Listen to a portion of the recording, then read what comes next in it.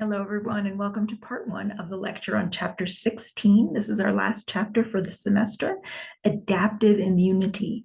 This is something that you're going to be learning about in nursing program because many of the disorders that we deal with, or the diseases that we deal with, are caused by infection, of course. And part of our job as nurses is to help the patient's own immune system battle some of these infections.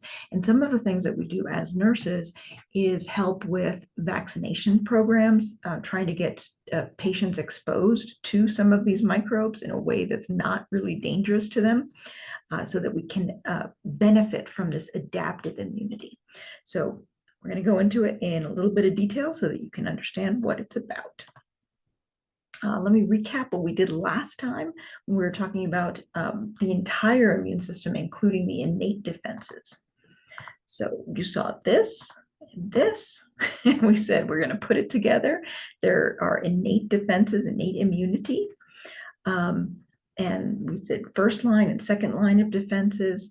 The first line were things like skin, mucous membranes, that kind of thing. And then second line were the cells, macrophages, neutrophils, and some of the protein systems like the complement system. And then in this week, we're going to be focusing in here at the adaptive immune defenses. This is the third line of defense, and we're going to go into it in some detail. So let's have a look. There are, let me back up for a second. The cells that we're dealing with here in adaptive immunity, there's a particular kind of white blood cell that we're going to be dealing with. These are the lymphocytes. And we generally break them up into two major categories. There are the ones, well, all of them start in the bone marrow, but there are some that end up leaving the bone marrow and maturing in a gland here in the chest called the thymus gland. These are the so-called T cells, T for thymus. And then we'll look in a little more detail at a couple of kinds of T cells. We'll talk about the helper T cells, which sounds like an assistant, but it's actually the boss of everybody. And the cytotoxic T cells, which, as the name implies, toxic killing of cells. These are the cells that just go in, mano a mano, they go battling other cells. Okay, and then the other category of the lymphocytes that we'll deal with are the so-called B cells. Like all of the blood cells, they start out in the bone marrow, but these also mature in the bone marrow. So B for bone. And when they are activated and all the way mature and ready to make something that gets released from them, we call them plasma cells because they're releasing their stuff out into the plasma. And the stuff that they're releasing are antibodies. So we'll look at all of these kinds of cells in more detail this week. All right, so here's a comparison of the innate immune system and the adaptive immune system. There are, a bunch of differences. But let's see, a few things that I wanted to point out. Well, the discrimination, it's you can get a lot more specific with the adaptive immune system than you can with the innate immune system. So the innate immune system kind of generally will recognize things like, well, it's bacteria, but the adaptive immune system can recognize not only it's bacteria, but it's this particular kind of bacteria, and it's that strain, and it's got this tiny little shape on it, and that's what I'm going after. So that's one difference. And then another major difference, and it's the thing that I have circled here in yellow, is whether there's so-called memory. In other words, when the body is exposed to a microbe or some sort of infectious agent, and the immune system reacts to it, is it going to react differently the second time that it is exposed? And with the adaptive immune system, yes, you do have immunological memory. In other words, the second response is faster and stronger than the initial response was because there's a kind of learning that happens. With the innate defense, every time you're exposed to the same microbe, the response is the same. It's still going to take a little while, but it's good, but it's not as fabulous as the adaptive immune responses, and we'll get to that later. Okay, what makes it adaptive? There are some attributes, very specific. Like I said, it's not in general responding to bacteria, but responding to this kind of bacteria and because of this one little structure. It can be induced, that is, when you've been exposed to a microbe, you can get a stronger reaction. And remember, we said there are B cells and T cells. Those are major categories, but then within those categories, there are little variations on the different versions of the B cell and the T cell. So the different version will respond to a particular thing.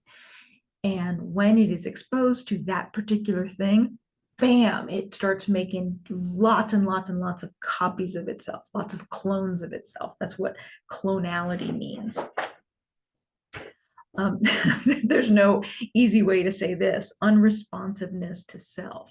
That is, when the system is working right, it is not going to attack our own tissues. And lastly, as we mentioned before, memory. That is the second response, the secondary response is going to be different from the very first time that somebody is exposed to a microbe. All right, as I've mentioned, the lymphocytes are the big players, and the two main categories are T lymphocytes and B lymphocytes. So directly killing the cells, those are the cytotoxic T cells. And then the director job is the helper T cell. And sometimes you'll hear this referred to as cell-mediated defenses, meaning that it's a cell on another cell, actually touching it and having an impact, cell to cell. In contrast, the B lymphocytes, these are the cells that when they are mature, we call them plasma cells, and they produce these things that get released into the plasma. These are the so-called antibodies. And because they're released into the liquid, the plasma of the blood, you may or may not know this, but the fluids of the body used to be referred to as the humors of the body. And so because it's being released into the humors, it's referred to as the humoral defenses. If you have trouble remembering T and B lymphocytes, the way I finally came up with for myself was these are like little arrows that somebody would put in a bow, release the arrows with the bow. So antibodies are like the bow. And so if you can remember bow B, the B lymphocytes. I'll play a little video for you. Host defenses consist of two categories, the innate or non-specific defenses and the adaptive or specific defenses. The human body has many innate defenses to prevent disease. These include the first-line defenses such as the skin and mucous membranes, phagocytosis of microorganisms, inflammation, and the complement system. The human body has two main divisions of adaptive defense, humoral immunity and cell-mediated immunity. Antigen-presenting cells aid in the activation of these defenses. A humoral immune response consists of the activity of B cells and the antibodies they produce. Cell-mediated immunity is a host defense used to fight intracellular pathogens and abnormal body cells, such as cancer cells. The protagonists of... I'll pause that for a second.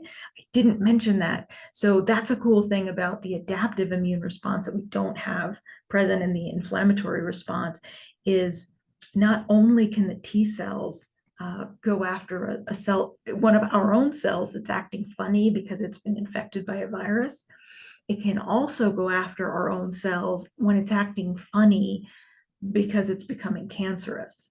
Now, clearly, this isn't a perfect system because people do develop cancers, but it turns out that we get started on many more tumors than ever become detectable as a big lump of cells because we have these cytotoxic T cells that are going after those cancer cells, those young cancer cells or starting cancer cells. Cell-mediated immunity are T lymphocytes, which can be divided into two groups, helper T cells and cytotoxic T cells. Helper T cells secrete cytokines to activate other cells of the immune system, while cytotoxic T cells attack infected cells directly. The innate and adaptive components of the immune system work together to carry out host defenses. Host defenses consist of Oh. two categories. So I wanted to get to that. Oh, man. There you go. I wanted to stay there because this is something that wasn't well understood for a time. But yeah, these two sides of the immune system, the innate defenses and the adaptive defenses, they absolutely rely on each other. And I'll give you a few examples. So one we've already seen, possibly, that to trigger that complement cascade, to activate that, one of the ways, in fact, the classical way, the way that it was first described, was these antibodies had a way of like kicking off the cascade. But the other thing that I want to make sure that you understand is the phagocytosis, the cells, the macrophages, the dendritic cells that are eating other cells, they then present what they have found, and they present it to the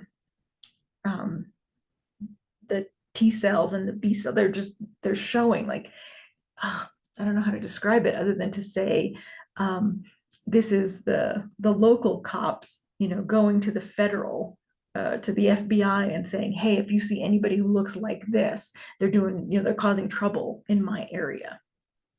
And that's how those cells get alerted that there's a problem. The phagocytes, the ones that eat the stuff, there's something I'm going to tell you about called antigens. There's certain shapes of things, and then they present that to the B cells and the T cells. These become known as antigen presenting cells. Let's see if there's anything else. Immune system work together to carry out host defenses. Okay, so that was that. So let's do a little bit on the T cells, the cell-mediated immunity. There's a little video here. Cell-mediated immunity is a host defense used to fight intracellular pathogens and abnormal body cells, such as cancer cells. The protagonists of cell-mediated immunity are T lymphocytes, which can be divided into two groups: helper T cells and cytotoxic T cells. Remember what I said, the helper T cell has this very subservient name, but it's really directing a lot of the activity. And there's infected cells. Those are human body cells that have a pathogen living inside, like a virus. Those can definitely be targets for the cytotoxic T cell. But again, importantly, it's also our own cells that start behaving badly and becoming cancerous. Those cells also become targets of the cytotoxic T cells.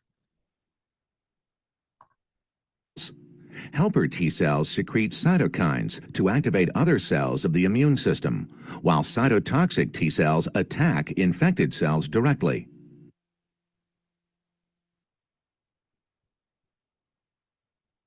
If you have trouble with the word cytokine, remember cyto is cell, kine, kinesiology, like that's movement, that's activity, kinetic energy.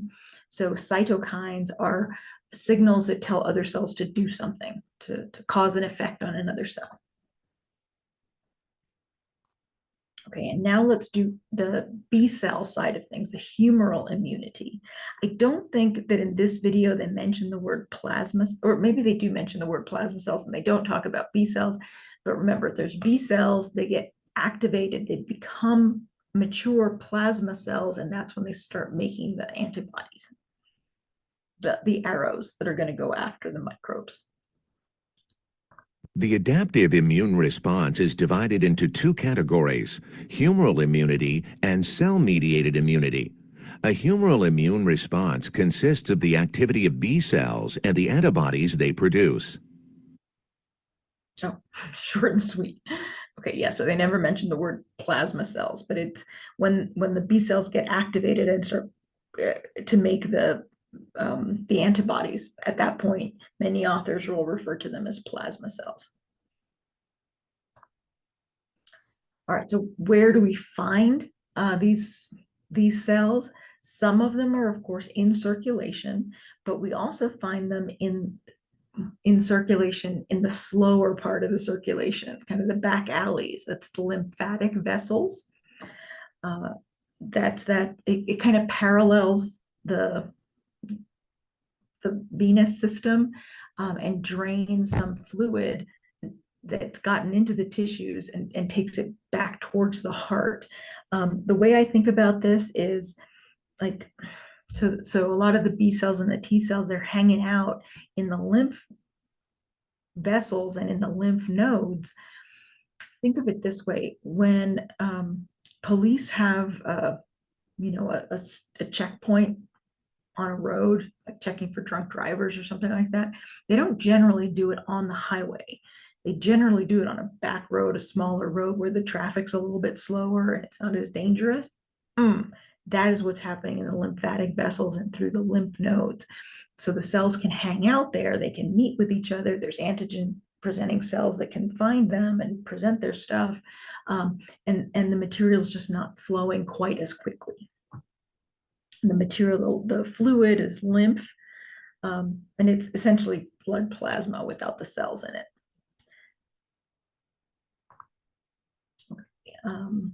It's diffuse, it's all over the place. We've mentioned this, the mucous membranes. There's lymphatic vessels all around the body, lymph vessels all around the body. What else is being shown here? So there are a few points of concentration. Lymph nodes, they're distributed throughout the body. Oh, you know how people are always talking about, oh, my glands are swollen. You're not talking about your glands, you're talking about lymph nodes, and they're located in, all over the place. But where people palpate them to see if there's a problem is right here along the jawline, under the arms, where they're kind of close to the surface. And you can tell that they're swollen. Why are they swollen? Because they're full of white blood cells, because there's leukocytosis. You made a bunch of new white blood cells because there's an infection. Where do you think those cells are going to hang out? At the site of infection, but also they're going to be communicating with each other at the lymph nodes. And so they get full, those lymph nodes get really full up and plumped up with cells. And that's why they become detectable and you can feel them. Amazing. Lymphatic system, I'm not even quite sure, just about the circulatory system. And another diagram of the vessels kind of showing a few things. They're distributed, the vessels are distributed throughout the body. And then there are these concentrated areas, the lymph nodes, and you've got some places like the spleen. There's the thymus gland. Oh, tonsils, like really giant lymph nodes that are specialized right here at the opening. And if you're wondering, like, well, why would you put it there? Because that's a giant area of entry. And think like Border Patrol. Anywhere that you're going to have material coming into the body, there's going to be a check station. And that's why we see it here in the neck. You also see it, the MALT, it's throughout the intestinal system. Excellent. All right, so the primary organs, red bone marrow, because that's where the cells are being made. And then the thymus gland is where the T cells go to mature. And then the secondary lymphoid organs, where those cells end up living in the lymph nodes and the spleen and the tonsils, and then the so-called mucosa-associated lymphoid tissue, or the MALT, throughout the digestive system. And again, it's not as obvious that is a port of entry. The way it, like the skin and the mucous membrane, is clearly a place where you might get breached. But that there's what is it called? Aduana, customs at the border. If you have, you're going to come in and you have to declare something. So right at the border, there's going to be lots of customs agents. But there's also customs agents like in Iowa, in Kansas, in the middle of the country. There's no border there, but there are airports and there are folks coming in from outside. And that's what I think of as the digestive system, stuff coming in from outside and needing to be checked. Okay, and then I will take a break here and I'll see you over in part 2.